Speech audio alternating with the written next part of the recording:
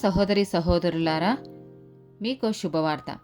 2025 సంవత్సరంలో మొత్తం 365 అంశాలను మీతో పంచుకోబోతున్నాము. జనవరి 1వ తేదీ నుండి ప్రతిరోజు ఒక అంశము మరియు దానికి సంబంధించిన వాక్యమును పంచుకుంటాము. దయచేసి ఆ వాక్యములను వినండి, ధ్యానించండి మరియు ఆశీర్వదించబడండి. దయచేసి సబ్స్క్రైబ్ చేయండి మరియు మీ స్నేహితులతో పంచుకోండి. ధన్యవాదాలు.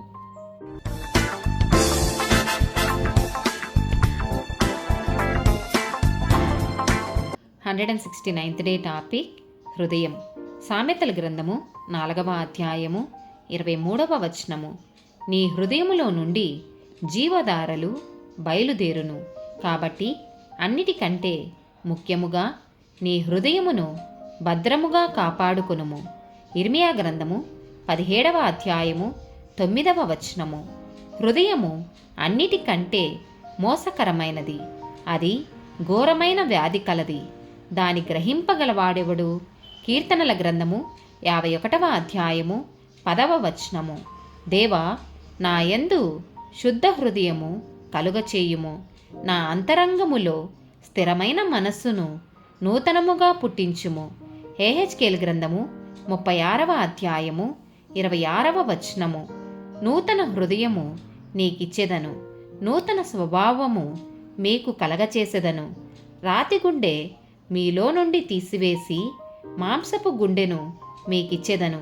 మత్తయి సువార్త 5వ అధ్యాయము 8వ వచనము. హృదయశుద్ధి గలవారు ధన్యులు, వారు దేవుని చూచెదరు. రోమీలకు రాసిన పత్రిక 10వ అధ్యాయము 9, 10 వచనాలు. అదేమనగా, యేసు ప్రభువని నీ నోటితో ఒప్పుకొని దేవుడు మృతులలో నుండి ఆయనను లేపెనని నీ హృదయమందు విశ్వసించిన ఎడల నీవు రక్షింపబడుదువు. ఏలయనగా, నీతి కలుగునట్లు మనుషుడు హృదయములో విశ్వసించును, రక్షణ కలుగునట్లు నోటితో ఒప్పుకొనును. సామెతల గ్రంథము 3వ అధ్యాయము 5వ వచనము.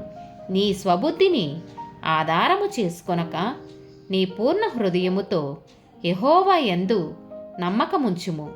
మొదటి సమూయేలు గ్రంథము 16వ అధ్యాయము 7వ వచనము.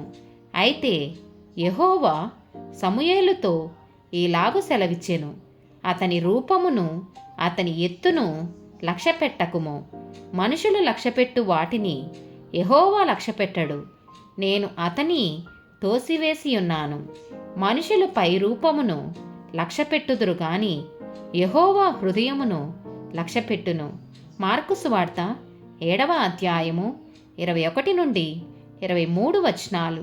లోపలి నుండి అనగా మనుషుల హృదయములో నుండి దురాలోచనలను, జారత్వములను, దొంగతనములను, నరహత్యలను, వ్యభిచారములను, లోభములను, చెడుతనములను, కృత్రిమమును, కామవికారమును, మత్సరమును, దేవదూషణయు, అహంభావమును, అవివేకమును వచ్చును.